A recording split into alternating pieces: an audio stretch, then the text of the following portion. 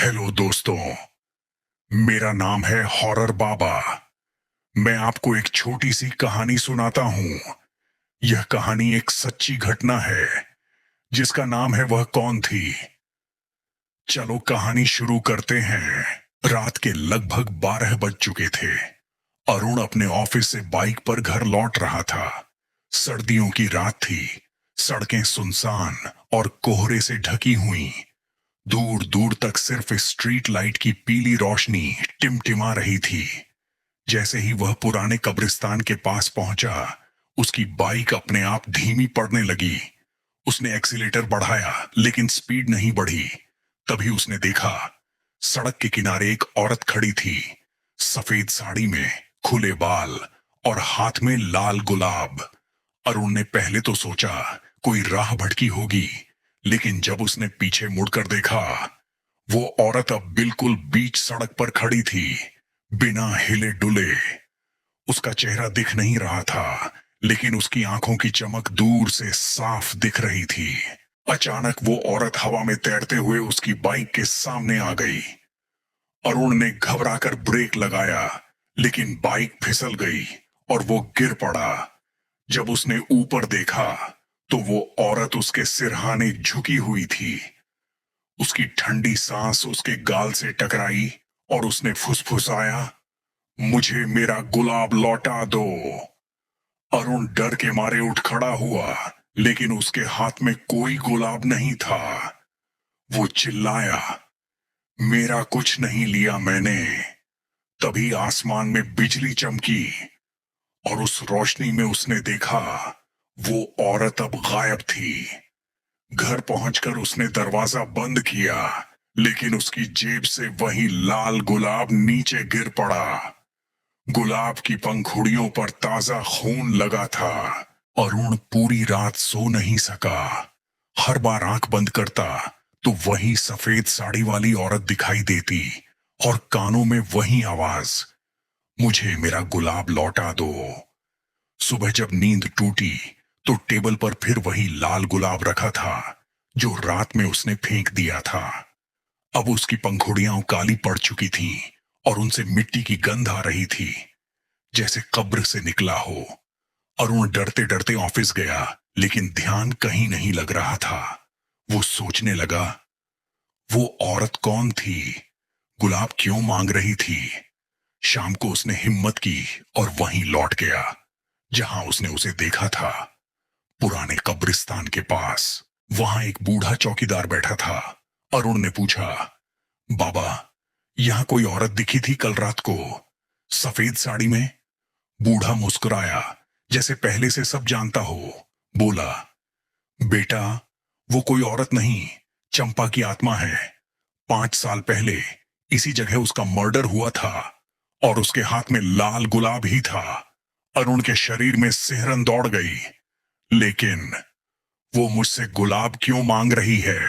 बूढ़ा बोला, क्योंकि तूने रात में जब बाइक गिराई तो वही गुलाब उसकी कब्र से उखड़कर तेरी जेब में गिर गया।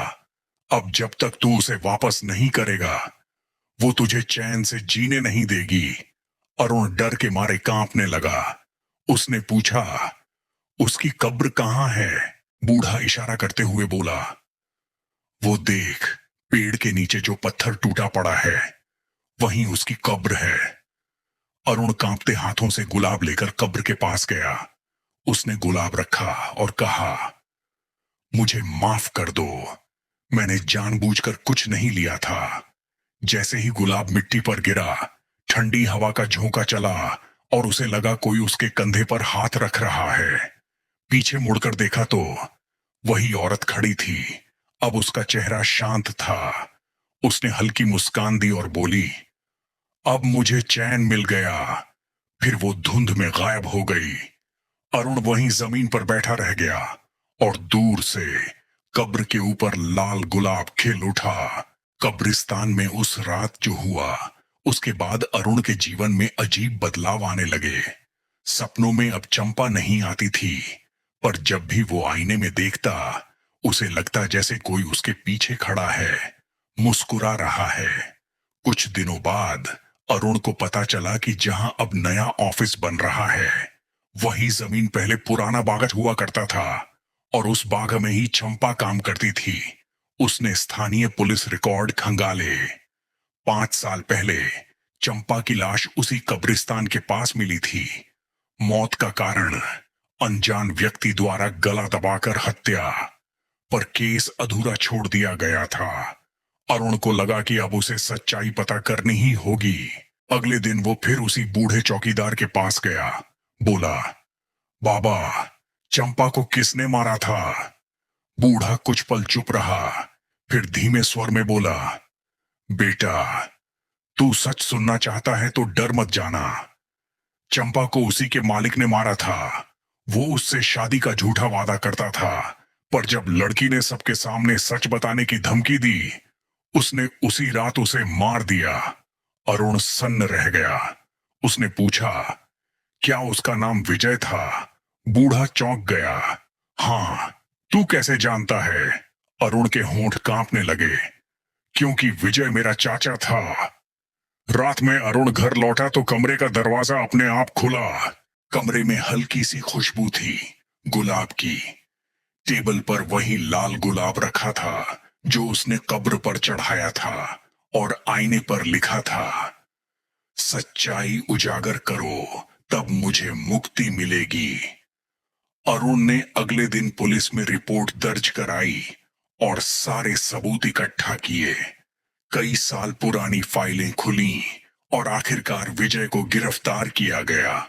उसने कबूल किया, हाँ, मैंने ही चंपा को मारा था। जिस रात उसे सजा सुनाई गई, उसी रात अरुण के कमरे में एक हल्की हवा चली। आईने पर लिखा था, अब मुझे शांति मिल गई, धन्यवाद। फिर गुलाब की पंखुड़ियां हवा में उड़ गईं और कमरा खामोश हो गया। और इस तरह खत्म हुई वह कौन थी की कहानी। पर कहते हैं, कब्रिस्तान के उस पेड़ के नीचे आज भी कभी कभी लाल गुलाब खिला हुआ दिखता है, बिना किसी पौधे के। अरुण की जिंदगी अब सामान्य हो गई थी। चंपा की आत्मा को शांति मिल चुकी थी और हत्यारा जेल में था। लेकिन शांति ज्यादा दिनों तक नहीं रही। एक रात अरुण अपने नए घर की बालकनी में बैठा था। अचानक हवा का एक तेज झोंका आया और उसके सामने रखा गुलदस्ता गिर पड़ा। सारे फूल बिखर गए सिवाय एक के, लाल गुलाब। अरुण ने जैसे ही उसे उठाया, गुलाब की डंडी पर खून के निशान थे। उसी वक्त दरवाजे पर दस्तक हुई। उसने दरवाजा खोला। कोई नहीं था, बस दरवाजे के बाहर फर्श पर लिखा था, वो लौट आई है। अगली सुबह अरुण के ऑफिस में एक नई लड़की ज्वाइन हुई। नाम था चंपा शर्मा। वो दिखने में बिल्कुल साधारण थी, पर उसकी आंखों में कुछ था, वो पहचानी सी नजर। जब अरुण ने उसे देखा तो उसका दिल जोर से धड़क उठा। उसे लगा जैसे उसने ये चेहरा पहले भी कहीं देखा हो। उस दिन शाम को जब सब ऑफिस से जा चुके थे, अरुण की डेस्क पर एक नोट मिला। अरुण, मुझे पहचान लिया ना? उसके हाथ कांप गए। उसने चारों ओर देखा, कोई नहीं था। लेकिन कांच की खिड़की पर उसे एक झलक दिखी, एक लाल साया जो धीरे धीरे गायब हो गया। रात को घर लौटते समय उसे फिर वही सड़क दिखी, कब्रिस्तान वाली। वो अब बिल्कुल सूनी थी, पर जैसे ही उसने बाइक पास की, कब्र के पास एक लाल गुलाब रखा था और उस पर लिखा था, कहानी खत्म नहीं हुई, अरुण। अरुण ने पीछे मुड़कर देखा। वहीं खड़ी थी वही चंपा, पर इस बार उसके चेहरे पर मुस्कान नहीं थी, सिर्फ खाली काली आंखें। रात के 2 बज रहे थे। अरुण बिस्तर पर करवटें बदल रहा था। उसके कानों में वही धीमी आवाज गूंज रही थी, कहानी खत्म नहीं हुई, अरुण। अचानक कमरे में गुलाब की तेज खुशबू भर गई। वो उठा तो देखा, टेबल पर फिर वही लाल गुलाब जिसकी पंखुड़ियां अब खून में भीगी थीं, और आईने पर लिखा था, मुझे वापस लाने वाला यही है। अरुण के शरीर में सिहरन दौड़ गई। उसे याद आया, आज ऑफिस में नई लड़की चंपा शर्मा ने कहा था, सर, कभी कभी पुराने नाम हमें वापस बुला लेते हैं। वो बात मजाक जैसी लगी थी, पर अब सब कुछ जुड़ने लगा था। अगले दिन अरुण ऑफिस पहुंचा। उसने देखा वो लड़की आज नहीं आई थी, पर उसकी डेस्क पर रखे फाइल में एक तस्वीर थी, पुराने बाग की, जहां चंपा की हत्या हुई थी। और उस तस्वीर के पीछे खून से लिखा था, मैं वहीं से लौटी हूं। अरुण के हाथ कांप गए। वो सीधे उसी पुराने कब्रिस्तान पहुंचा, जहां अब सिर्फ मिट्टी के ढेर और सूखा पेड़ था। लेकिन पेड़ की जड़ में कुछ चमक रहा था, एक लोहे का ताबीज जिस पर नाम खुदा था, चंपा। जैसे ही उसने ताबीज उठाया, चारों ओर से ठंडी हवा चलने लगी और एक आवाज आई, किसी ने मुझे जगाया है, अब मैं चैन से नहीं रह सकती। अरुण घबरा गया। कौन है वहां?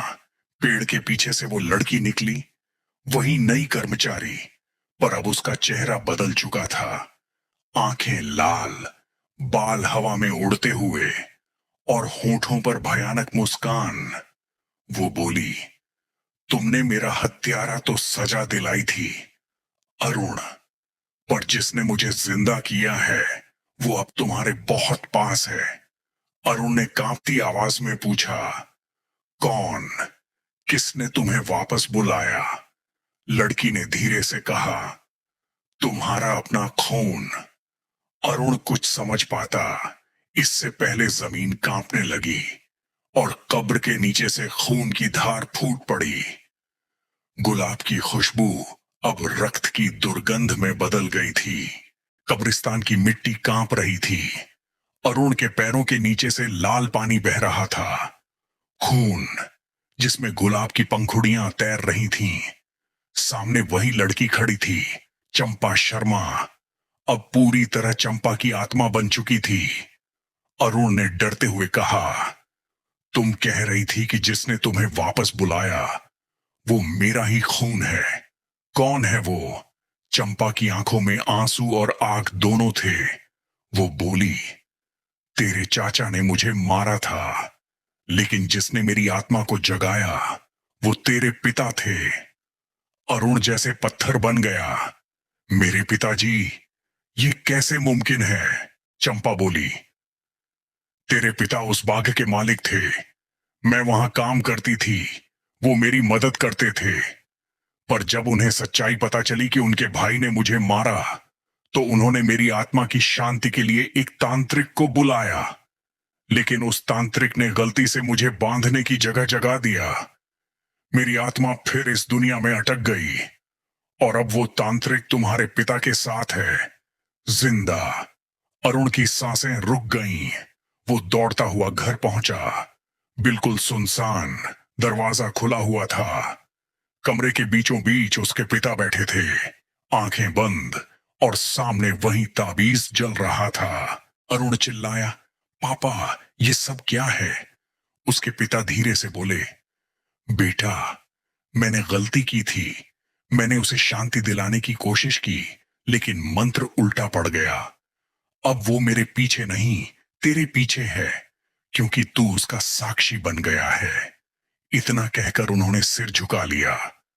अचानक कमरे में चंपा की आवाज गूंजी, अब देर हो चुकी है। हवा का भयानक झोंका चला, लाइट बंद हो गई और कमरे में सिर्फ लाल रोशनी बची। अरुण ने देखा, उसके पिता के माथे पर लाल निशान उभर आया था और उनके पीछे चंपा की परछाई उभर रही थी। वो बोली, अब मेरा बदला पूरा होगा उस खून से जिससे मुझे फिर से जगाया गया। अरुण चिल्लाया, नहीं, पर बहुत देर हो चुकी थी। कमरा खून की बूंदों से भर गया। गुलाब की खुशबू अब सड़न में बदल चुकी थी। जब अरुण ने आंखें खोली तो सब खत्म हो चुका था। फर्श पर बस एक लाल गुलाब पड़ा था और दीवार पर लिखा था, कहानी अब भी बाकी है। सुबह की पहली किरण अरुण के घर में दाखिल नहीं हो पाई। सारे पर्दे बंद थे, हवा रुकी हुई थी और कमरे में अभी भी गुलाब की सड़ती हुई गंध थी। फर्श पर पड़ा लाल गुलाब अब पूरी तरह काला हो चुका था। अरुण ने उसे उठाया और जैसे ही छुआ, उसकी उंगलियों से खून की बूंदें टपकने लगीं। आईने पर लिखा था, अगर सच जानना है तो उस तांत्रिक को खोजो जो मरकर भी जिंदा है। अरुण ने तय किया कि अब वो इस रहस्य को खत्म करेगा। वो सीधे पुराने मंदिर पहुंचा जो शहर से कुछ किलोमीटर दूर पहाड़ी पर था। कहते थे उस मंदिर में वही तांत्रिक पूजा करता था, भैरवनाथ। मंदिर सुनसान पड़ा था। दीवारों पर काले झंडे, राख और पुराने खून के निशान। अरुण अंदर बढ़ा तो उसे लगा कोई उसकी निगाहों को भेद रहा है। अचानक अंधेरे में से एक आवाज आई, तुम देर से आए अरुण। अरुण ने टॉर्च जलाई। सामने एक बूढ़ा आदमी खड़ा था, लाल आंखें, गर्दन पर तांबे का लॉकेट और शरीर पर राख लिपटी हुई। वो मुस्कुराया, मैं ही हूं भैरवनाथ, आखिरी तांत्रिक। अरुण ने गुस्से में पूछा, तुमने चंपा की आत्मा को क्यों जगाया? भैरवनाथ की मुस्कान गहरी हो गई। मैंने नहीं, तुम्हारे पिता ने कहा था। वो चाहते थे कि वो आत्मा बोले ताकि उनके भाई की सजा पक्की हो, पर मैंने चेतावनी दी थी, एक आत्मा जिसे अधूरी मुक्ति मिली हो, अगर उसे जगाया जाए तो वो कभी चैन से नहीं सोती। और अब वो तुम्हारे पीछे है क्योंकि तुम्हारा खून उसका रास्ता खोलता है। अरुण कांप गया। क्या उसे रोका जा सकता है? तांत्रिक ने कहा, हां, पर कीमत चुकानी होगी। या तो तू जाएगा या वो। इतना कहकर उसने मिट्टी में एक गोल मंत्र चक्र बनाया और बोला, जब रात गहरी होगी चंपा खुद आएगी। अगर तू उससे बात किए बिना भागा तो वो हमेशा के लिए तेरे अंदर समा जाएगी। अरुण ने सिर झुका लिया। रात गिरी, हवा ठंडी हो गई। मंदिर के अंदर दिए अपने आप बुझ गए और तभी दरवाजे से अंदर दाखिल हुई चंपा की आत्मा। उसकी आंखें जल रही थीं, बाल हवा में उड़ रहे थे और होठों से सिर्फ एक शब्द निकला, अरुण। भैरवनाथ ने मंत्र पढ़ना शुरू किया, पर जैसे ही उसने पहला मंत्र पूरा किया, चंपा की आत्मा चीखी, उसकी आवाज मत सुनो। और एक पल में तांत्रिक हवा में उछला, दीवार से टकराया और जमीन पर गिरते ही उसका शरीर राख में बदल गया। अब मंदिर में सिर्फ अरुण और चंपा बचे थे। वो धीरे धीरे आगे बढ़ी और बोली, अब सिर्फ तू बचा है और तेरा खून ही मुझे शांति देगा। अरुण ने कांपते हुए कहा, अगर मेरा खून चाहिए तो ले लो, लेकिन ये सब खत्म करो। चंपा मुस्कुराई, वो झुकी, उसके माथे को छुआ और अगले ही पल मंदिर की सारी दीवारें लाल रोशनी से भर गईं। सुबह जब लोग मंदिर पहुंचे, उन्हें वहां सिर्फ एक गुलाब मिला, आधा लाल आधा काला, और पत्थर पर खुदे शब्द, कहानी खत्म नहीं, बस रूप बदला है। कहते हैं उस रात के बाद से भैरवनाथ मंदिर में कोई नहीं गया। लोग कहते हैं वहां से हर अमावस्या की रात मंत्रों की टूटी हुई गूंजें आती हैं और मंदिर की दीवारें लाल रोशनी से चमक उठती हैं। कई लोगों ने बताया कि उन्होंने वहां एक औरत की परछाई देखी, जिसके हाथ में गुलाब होता है और पीछे चलता है एक साया जो बोलता नहीं। वो साया कोई और नहीं, अरुण है, या शायद उसकी परछाई। उस रात के बाद से अरुण का कोई अता पता नहीं चला। पुलिस ने मंदिर की तलाशी ली। अंदर सिर्फ राख, जली हुई जमीन और बीच में पड़ा हुआ एक ताजा लाल गुलाब मिला। वो जांच अधिकारी घबराकर बोला, यह गुलाब अभी अभी रखा गया है। पर वहां कोई नहीं था, बस हवा चली और दीवार पर बने राख के निशान अपने आप शब्दों में बदल गए। श्राप अब शुरू हुआ है। गांव के लोग अब मंदिर के आसपास भी नहीं जाते। कहते हैं जिसने भी रात के समय उस दिशा में देखा, उसे अगले दिन अपने घर में गुलाब की खुशबू और खून के निशान मिले। एक बार गांव के पंडित ने कोशिश की कि मंदिर को शुद्ध किया जाए। वो 4 लोगों के साथ पहुंचे, मंत्र पढ़ना शुरू किया। पहले तो सब सामान्य रहा, लेकिन जैसे ही घड़ी ने 12 बजाए, दिए अपने आप बुझ गए और पंडित के पीछे किसी ने धीरे से कहा, मंत्र गलत है। पंडित ने पलटकर देखा, वहां चंपा खड़ी थी, सफेद साड़ी, लाल आंखें और उसके पीछे एक साया जो अरुण जैसा दिखता था, पर उसका चेहरा जल चुका था। पंडित और उसके साथी भागे। सुबह तक सब गायब। बस मंदिर के द्वार पर लिखा मिला, अब हर अमावस्या को लाल मंदिर जगेगा और नया रक्त मांगेगा। लोग अब उस जगह को लाल मंदिर कहते हैं। वहां हर साल कोई न कोई लापता हो जाता है और मंदिर के पास एक ताजा गुलाब खिलता है जिसकी पंखुड़ियों पर खून के छींटे होते हैं। कहानी यहीं खत्म नहीं हुई, क्योंकि कहते हैं अब शहर में कहीं एक नया व्यक्ति अरुण वर्मा के नाम से लोगों से मिलता है, पर उसकी आंखें हमेशा लाल रहती हैं और उसकी जेब में हमेशा एक ताजा गुलाब। चंपा की वापसी समाप्त नहीं, आरंभ हुआ लाल मंदिर का श्राप। समय बीत चुका था, पर लाल मंदिर का श्राप अब भी जिंदा था। हर अमावस्या को हवा में गुलाब की खुशबू और खून की गंध मिल जाती थी। गांव सूना हो गया था। लोग कहते थे कि चंपा और अरुण की आत्माएं अब मंदिर की दीवारों में कैद हैं। पर एक दिन शहर से आई एक युवती, रिया, उस रहस्य को खत्म करने का निश्चय लेकर आई। वो अरुण की भतीजी थी। उसके हाथ में पुरानी डायरी थी। अरुण की डायरी। डायरी में लिखा था, अगर कोई मेरी आत्मा को मुक्त करना चाहे तो उस गुलाब को जलाना होगा जो मंदिर में हर अमावस्या को खिलता है। लेकिन याद रखना, गुलाब जलेगा तभी जब कोई अपना खून चढ़ाएगा। रिया ने वही करने की ठानी। अमावस्या की रात वो लाल मंदिर पहुंची। दरवाजे अपने आप खुले और अंदर वही सड़न की गंध थी। दीवारों पर राख से लिखे शब्द चमक उठे, वापस जा, नहीं तो यहीं रह जाएगी। पर रिया नहीं रुकी। वो मंदिर के बीच पहुंची, जहां वही गुलाब रखा था, आधा लाल आधा काला। उसने कांपते हाथों से दिया जलाया और अपनी उंगली काटकर गुलाब पर एक बूंद खून टपकाई। अचानक जमीन कांपने लगी। मंदिर के दिए अपने आप जल उठे और हवा में चंपा की चीख गूंज उठी, रुको, ये गुलाब मत जलाओ। रिया ने आंसू भरी आवाज में कहा, अब बहुत हो चुका, सबको शांति मिलनी चाहिए। उसने गुलाब को अग्नि में डाल दिया। जैसे ही गुलाब जला, लाल धुआं पूरे मंदिर में फैल गया। दीवारें फटने लगीं और उनके बीच से अरुण की परछाई निकली, शांत, मुस्कुराती हुई।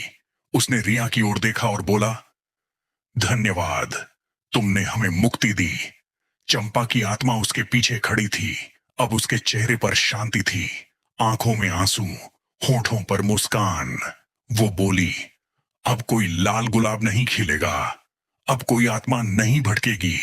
और अगली ही पल पूरा मंदिर चमकती हुई राख में बदल गया। न गुलाब, न साया, बस हवा में हल्की सी खुशबू, जिसमें अब डर नहीं, शांति थी। अगली सुबह ही लोग पहाड़ी पर पहुंचे। वहां मंदिर की जगह एक लाल गुलाब का पौधा उगा हुआ था, जिसकी पंखुड़ियां पहली बार सफेद थीं। और पास पड़ी अरुण की डायरी की आखिरी पंक्ति में लिखा था, जब गुलाब का रंग सफेद हो जाए, समझ लेना कि श्राप मिट चुका है। चंपा की वापसी समाप्त। जहां डर का अंत शांति की शुरुआत बनी।